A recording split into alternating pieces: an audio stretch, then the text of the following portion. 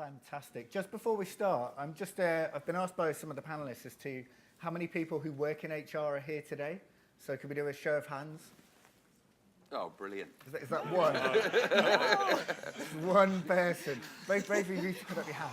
So, I think we might need a different song, yeah? Yeah, right. So we're really lucky to have 3 panelists here today who are genuine experts in their field. So if you don't work in HR, you can benefit from a genuine shot of their wisdom here today. The format that we're going to run today is that we will, each of the panelists will speak for a short while on their kind of area of expertise and some of their experiences. They will then argue amongst themselves for a short amount of time, very similar to X Factor judges, if you saw that at the weekend. And then we'll move on to a Q&A for the last 15 or 20 minutes. So Vanessa, I'll let you introduce yourself, but if you could kick off, that would be wonderful. Okay, great. So hello, everybody. My name's Vanessa Robinson. I head up the research at the CiPD, which is the professional body for people working in HR, so the one of you here. And what I thought would be a helpful just sort of opening introduction was really to give you a few facts and figures based on some research, various bits of research that we've done recently, which I guess provide a bit of a context around some of the changes that we're seeing in terms of, in particular, I guess, generational differences, and I guess then the impact those have had on workforce expectations, as well as actually what workplaces are doing to match those expectations. So first of all, I think there's been a lot sort of said and done around we're now in a 4G world. That's 4 generations all working in the same workplace together. And certainly some of the research that we've done asking both those people working in HR and employees themselves about their experiences of working with older workers working with younger workers, has been really positive. Both HR and the employees themselves can see and do experience the benefits that working with different generations can bring, be that through increased innovation, be that through learning from each other, problem solving, knowledge sharing. However, what we've also seen is that HR itself is possibly not as proactive as it could be in thinking about how they can really, really encourage the sort of cross-generational team working to actually actively cultivate and foster the things like problem solving, how they can provide better training for managers, and then specifically, I guess, focusing on the fact that we know there will be people staying in work longer. What can HR do proactively to actually support people at later stages of their working lives? And again, found that about a third of organisations don't have specific policies or practices to support those people at later stages of their careers. And I mean by that things like thinking about how you can maybe modify job design, how you can actually think about organising jobs so that people that are maybe less physically fit can still do them, thinking about how you can provide more occupational health, how you can provide managers with training to have those conversations with older people about maybe what their particular needs are if they're facing particular stress situations. So that's just sort of one raft of work, and if I can continue just a little bit more, another lot of work we've been doing has really been looking more about some of the changes we're seeing around sort of agile working or flexible working. And I think that this is probably partly driven more now by the younger generation coming into the workplace. Certainly what we've seen is that career expectations of people in the workforce are quite different now. Only about a third of people that we've surveyed have actually said that they are looking for promotions in their work. It's not something that people are actively seeking. And similarly, some 70% say that work is marginal to their lives. So this is quite different, I think, than possibly we'd have seen 10, 20 years ago. What we're also seeing is that people are looking for much more flexible ways of working, whether that be through different hours, through different types of working from home, different office spaces. But actually, again, HR and organisations' policies are still quite reactive in that sense. They're not really yet opening up to think about how we can genuinely be more flexible and agile in looking at what we really want, which is probably good outputs. But very few organisations genuinely measure people's performance purely by outputs. There still is quite a large element that seems to be done by hours worked and by input measures. And again, just some of the I guess, things that seem to drive that is still somehow lack of trust that organisations have in their employees, and still somehow an over-focused on cost and control rather than actually looking at all of the benefits and innovation that could be got by actually sort of loosening up and having more trust in their people. I'm going to stop for now. That's enough probably of facts and figures to start us off. Fantastic. Matt, your organisation's been relatively headline-grabbing over the past few weeks in a subtle way, so I don't know if you'd like to expand on that. I'll try. So, good morning, my name's Matt Davis. I'm an HR director at the Canadian IT services company CGI. It's my privilege to look after the public sector, energy and utilities businesses. I guess I was going to sort of echo a lot of what Vanessa said, but try and give some specifics in terms of how HR needs to become much more strategic in terms of how it manages its workforce.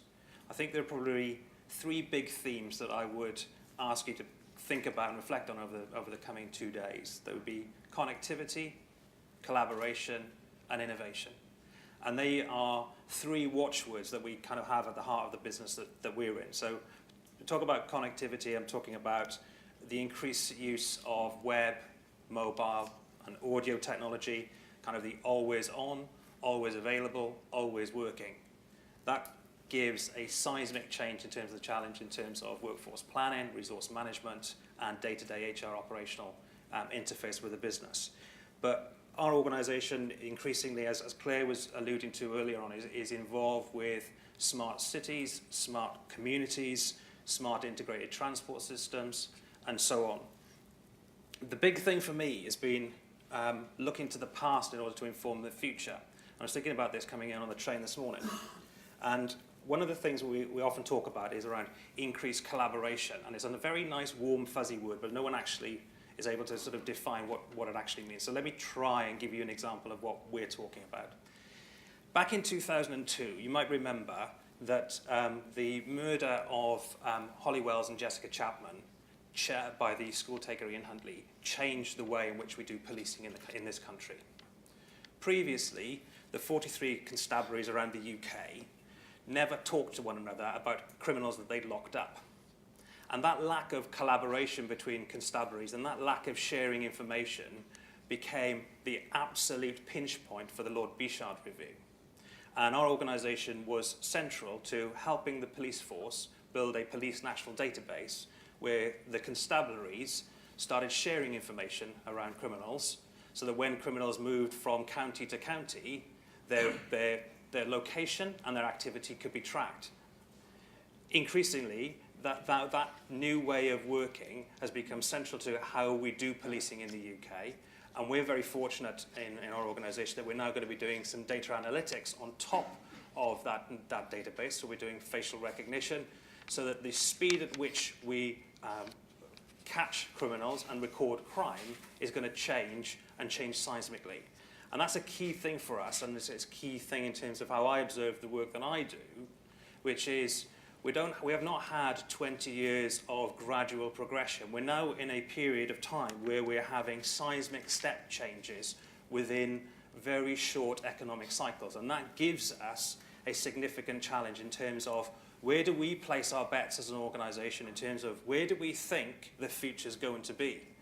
It can't be the case that we sort of react to stuff. Part of what we have to do is prepare for change, and preparing for our people for change, and that the world in 5 years' time is going to be significantly different from the world as it was 5 years ago when I started going on Twitter. In 5 years' time, heaven only knows where the business will be. But if I talk about innovation just very briefly, and I'll pick up on David's sort of very kind words about being in the public eye. About 10 years ago, this really strange guy from a central German town in Darmstadt came to see us and said, I've got a really great idea. Okay, we said, what's your really great idea? I want to discover why we are here. So we kind of said, okay, that's quite, you know, what do you mean you want to discover why we're here? I quite fancy putting a satellite on a comet, said he. That's really interesting. Where's this comet? Said we. Oh, it's 300 million miles away, said he. So we've been involved for the last 10 years in helping develop the software for the European Space Agency. And last week, hopefully you would have all seen that Philae dropped on and has given back some fantastic images of the comet, and hopefully will be able to provide us with some insight in terms of why we are here. Hopefully the takeaways you're going to get from all of this is technology is evolving at an extraordinary rate and will continue to move at an extraordinary rate.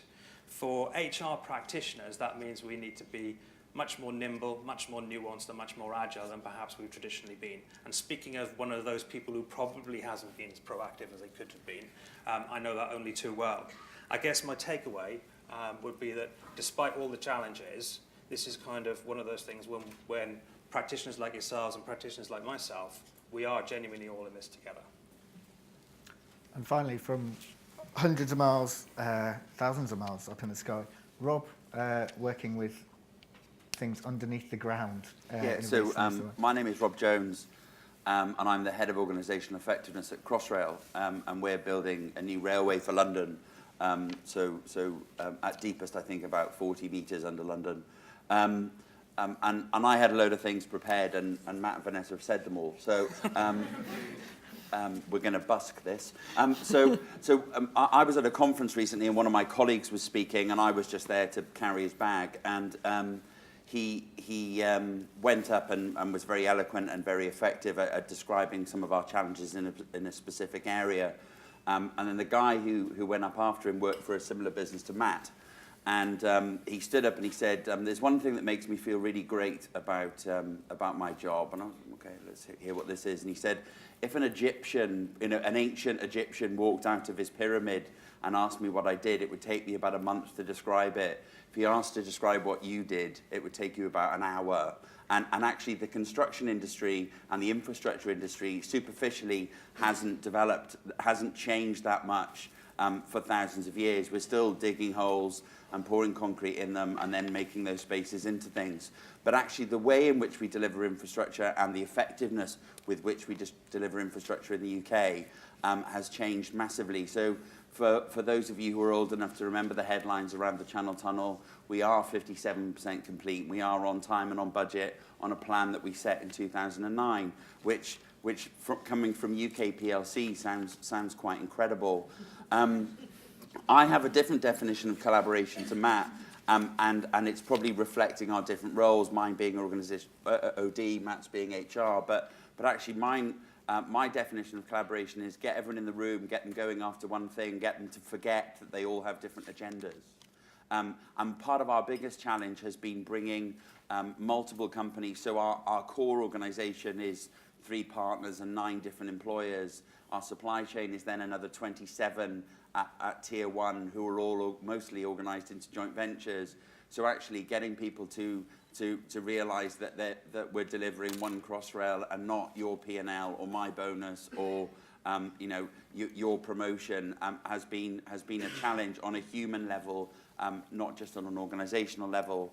But the charge I got from David was to talk about generations, and if he showed you the email I sent back, it was late on a Sunday night, and I said stitched up again, because actually I'm not a big fan of this the ascribing behaviours to generations.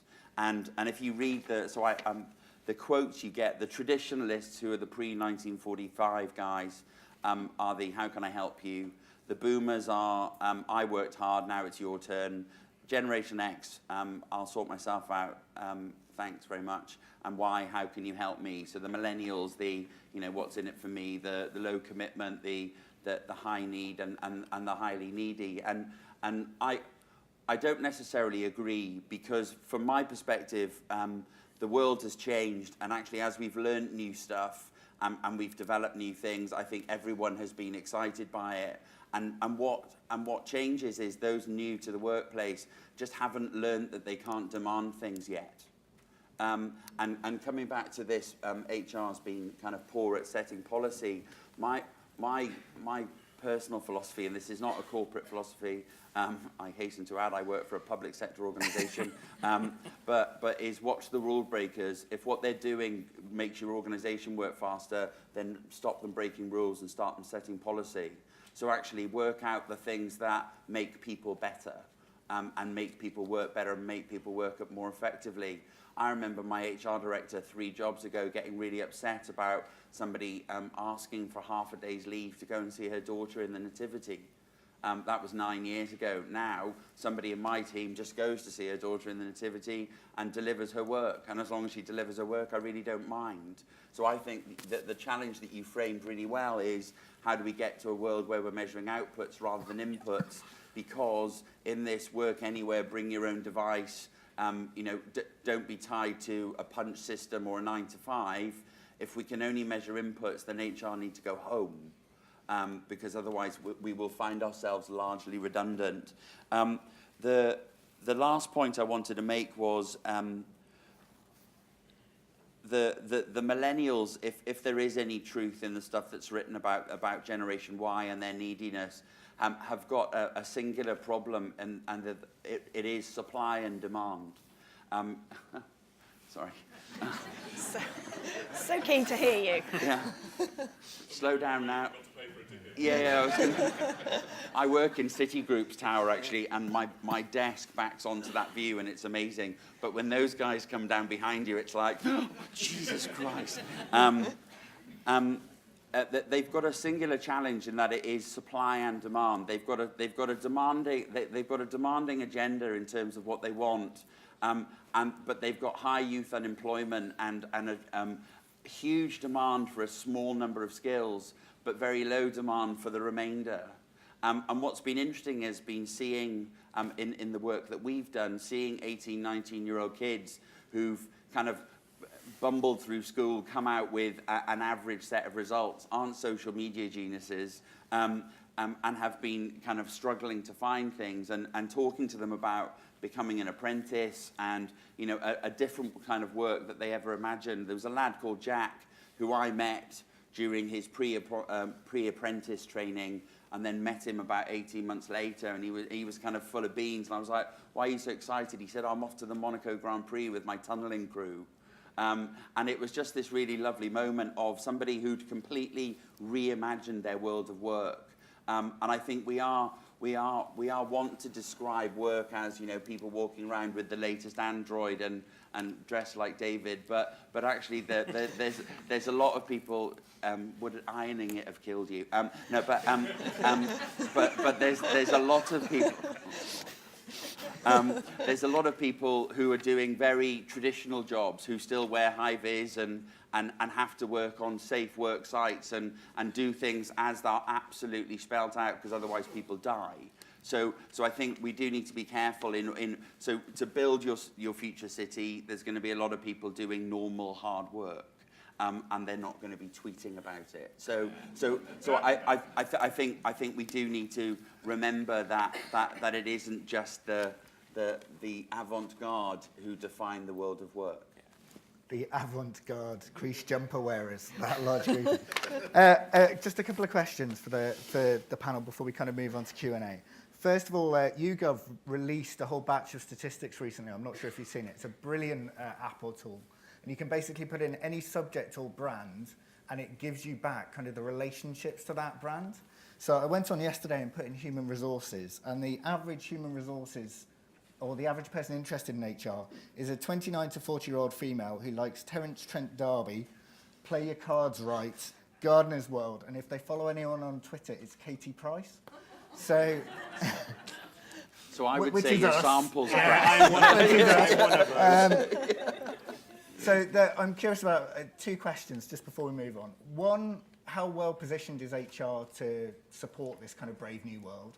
And secondly, how does it need to work more effectively with the people and professions in this room to be able to do that as we think more broadly about environment and workplaces?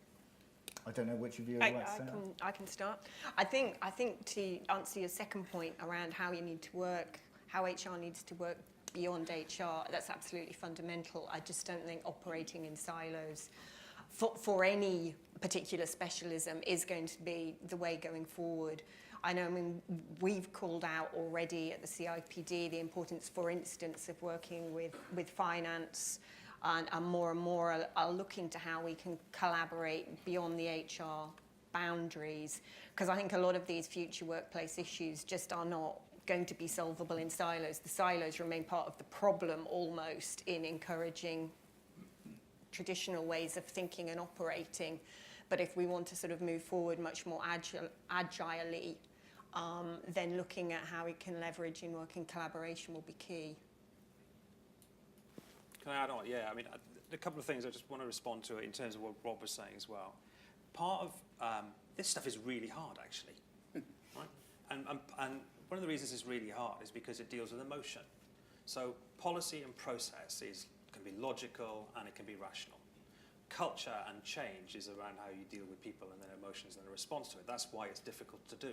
That's why I always kind of, a little part of me dies when someone comes along and tells me about something that's going to transform my business or is going to have a revolution in my business. It kind of, makes me want to, weep a little bit. It's not an HR challenge. It's a challenge for everybody. I don't see, one of the kind of badges of honor that I like to have is when people say to me, "You don't sound like an HR person." I go, "Woohoo!" Yeah. Right? And I think part of it is that we've all got our stereotypes of what we think Terence Trent D'Arby 29-year-old women ought to be like, yeah? And we're then somewhat surprised that people aren't like that. And the faster that we move away from stereotyping what people ought to be and what people think, to Rob's point around the kind of general stuff, I think the easier some of this stuff will become. But it's only when you start ditching the stereotypes and start dealing with people as human beings who have human reactions rather than computer says no, is we're going to make some progress. And, for all you read about the future of change, change management comes down to a clarity of plan, sharing with as many people as much clarity as you can, as soon as you can, and then helping them adapt to the change. And sorry, folks, there's no rocket science coming, but I think part of well, there is actually. If you come to my company, there's plenty of rocket science. Yeah, but you won't get to your company without my trade, so shut up. Oh, that was a bit glib. Sorry, Matt. We have met before, so. Other transport services are available. Yeah. Iron it, seriously. The point I was going to make was completely lost. No, so I think a lot of people have a view of HR as kind of work prevention. Where do I take my holiday form and how do I make sure that my payroll, and actually there are a number of people still doing that role, and I like to be paid. I'm a fan. But the thing I think it's about brave people, but also organizations and leaders within organizations recognizing that their businesses will be better if they let people like him run wild. And they'll self-regulate, it's great, but actually this isn't about control and boxes, to your point. This is about going, how can we make this organization as much as possible? I always use the analogy of an Aston Martin. An Aston Martin is so beautifully engineered that all of the power of the engine is on the road. It's not like big American heavy metal where you're losing loads of the brake horsepower through the car. all of the powers on the road. So for me, all of this is just about getting all the horsepower down, and actually, if you've got the vision right, making sure the car's driving in the right direction. Fantastic. It would be great to take some questions from the audience. Who's going first? So we have a microphone. Bring the microphone down to you, keep your hand up. And could I ask you, if you, at any point during the conference, when you get to ask a question, if you could just start with your name and your company, and then ask the question. Thank you. Thanks. Hello, this is Jim Reed from Arup. This is a question for all of you, but perhaps particularly focused at Vanessa, because it was you that raised a couple of points that sparked my attention earlier on, and you said that there's a trend that people are not necessarily looking for promotion anymore, and that work was marginal to their lives. Now that seems quite contrary to my experience, where people are just as ambitious as they ever were and seem to be working harder than they ever did, and I just wondered if you and the panel would like to pick up on that. I mean, those are some facts that have come out from a survey that we've done, and we asked previously 9 or so years ago. So they certainly are trends that have changed. I think there might be a difference, though, between what you're saying and how hard people are working. It's just where they, for quite a lot more people, I think now the idea of doing lateral moves, moving between organisations, being self-employed, doing entrepreneur-type work, there's not a trajectory of career up through a sort of single promotion, say, within an organisation. So I think that might explain that. And I think the bit around work being marginal to people's lives, I think is possibly attitudinal. It's like people are wanting to do other things in their life. It might be partly because of mobile technology too, that actually when do you switch on, when do you switch off? The boundaries between work and home are a lot more blurred. So I don't think it equates necessarily with hours worked. It's the perception of its importance. I think it's worth thinking about. I realise I'm not on the panel, I'm just cheating it. I think it's worth thinking about whether people are now just working and happy to be in work. So we've gone through a large financial crisis. It's probably no surprise that, you know, from a decade ago where it was kind of, where am I going next? Now it's for some people, it will be, I'm just thankful to have a role and I'm thankful to be here, and that's the focus. So I think there's kind of a pragmatic edge. It didn't particularly resonate for me, work being marginal and people not wanting promotion, in which case the 3 people who came to nag me yesterday can take a number. But it's interesting, you know, describing the financial crisis. I know a lot of people who've had a great time during the financial crisis because the interest rates dropped, they've been in a consistent role, and actually they've been promoted twice, so they've had pay rises, and their outgoings have gone down. So I think we again want to label, you know, the recent unpleasantness and ascribe a whole load of behaviour to it without it actually being, you know, kind of universally true. But I know for some people it's been far more pertinent. I mean, I take the point. I think what I would add to that, though, is that I'm young enough and old enough to remember when HR keeps talking about a war on talent, right?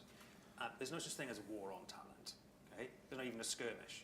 But there used to be this kind of view of people coming into your organisation, or they've made an enlightened choice to come to my organisation, and the only thing that they might want is to go up this company's corporate ladder. And HR used to kind of organise itself to look for the people who wanted to go up that company's corporate ladder. Actually, increasingly what we're finding isn't that people don't want to be promoted, they do, but they're much happier with portfolio careers. They're much happier with interesting tours of duty, and they're much happier by moving sideways or moving from a functional to a frontline role, from a frontline role to a functional role. And a part of HR's problem is it's got these wonderful processes and spreadsheets that talk about 20 years behind the times, rather than thinking about what type of talent you might need in 10 or 15 years' time. And that's an HR problem that HR has to fix. I think also UK PLC has a problem in the way it articulates the difference between self-employment and entrepreneurship. Because I know several people who are self-employed, and they're doing what they used to do when they're employed on a single basis for themselves and making slightly more money, but they're not starting businesses. You know, they're They're not creating, you know. Yeah. So I haven't got an answer. I just thought I'd got to mention it. Next question. From the only Hello. HR practitioner. Yeah. Pressure's on. I need to say something. My name is Anya, and I've come from the Lego group. So I have a question for you guys about what you're talking about, which I hear is going HR or people that work with people and culture, basically, and I don't care what we call ourselves. Going from a more reactive way of working or way of supporting the business to a more, I don't know what the next phase is called, proactive, strategic, whatever you call it. So in order to do that, I was just curious to ask your view on the competencies and the skills that needs to be developed, with us in order to support this innovation, collaboration, connectedness, which is the way people want to work. I mean, some of us at least. So what's your view on that? I'm going to go first. If you want a catchphrase, I'll give you a catchphrase. Catchphrase would be show, don't tell. Yeah. I am increasingly bored with HR practitioners who say you're not allowed to do that, rather than why don't we do that? So part of when we asked the kind of 3 questions at the beginning of this around what is your work, the first word I wrote down was enabler. My job is to enable my company to make more money for its customers, shareholders and staff next year than it made this year. And if that means throwing out all the policies and the processes, then so be it. You want 2 things I think HR practitioners should have as part of their kit bag. One would be a genuine interest in the business. And I don't mean it as sort of just simply at a technical level, or can you read a balance sheet? Do you understand how P&L works? I mean, a genuine interest in what your company is doing and the benefit that it is making to the society and the communities that you serve. If they had that, I think the level of engagement you have with non-HR practitioners working with HR practitioners, that would be a significant step forward. Vanessa, have you got I point of view think from the CiPD? Or yourself, maybe. That's sort of, that resonates exactly. I mean, I think a lot of the behaviours, again, in theory, people are taught this and it's put through all the qualifications and stuff we do, but the reality is, I don't think then if the organisation doesn't enable people or doesn't permit people to operate beyond the boundaries of the role they're in, then it's quite hard for them to demonstrate it. So, being collaborative, being inquisitive, being curious, all of those things I think can really be helpful understanding your business. But then if you find yourself working in a very traditional HR function where you don't have a HR director like Matt who wants to work in different ways, it's quite hard then, I think, to challenge. Not impossible, but it's harder to do if your HR function, let alone the wider organisation, doesn't want a more liberated or enabling HR function. I would just add, be able to build relationships, so build a network within the organisation, be insightful, so don't just record the information, kind of paint the picture for yourself, and what does it all mean coming together. And the third thing I would say is you need to be brave. And I remember somebody in a particular moment of weakness about 5 years ago, somebody said to me, well, the worst that can happen is they can make you redundant. And I was kind of like, oh, okay, yeah. Because I wasn't doing anything that was gross misconduct, I wasn't violating any policies. So the worst that could happen was somebody was going to walk into a room and show me an agreement that said they were going to have to pay me a shed load of money to leave. So actually, that was quite freeing. And the next day, they walked in. No, they didn't. But there are times when it's going to, when you're stood with the FD telling him some of the things you've recognised in his team that aren't working, and what he needs to do about them or what he could do about them, it isn't a comfortable moment. So I would say try and not listen to the voice here going, walk away, in fact, run. But yeah, bravery. Cool. Fantastic. We've got time for one, maybe 2 more questions. Unfortunately not, David. No, we're up to time. But look, the sun's come out. Well, there we go. So with the sunshine, can we please thank Matt, Vanessa, and Rob, and the facilitator, David. Thank you very much indeed.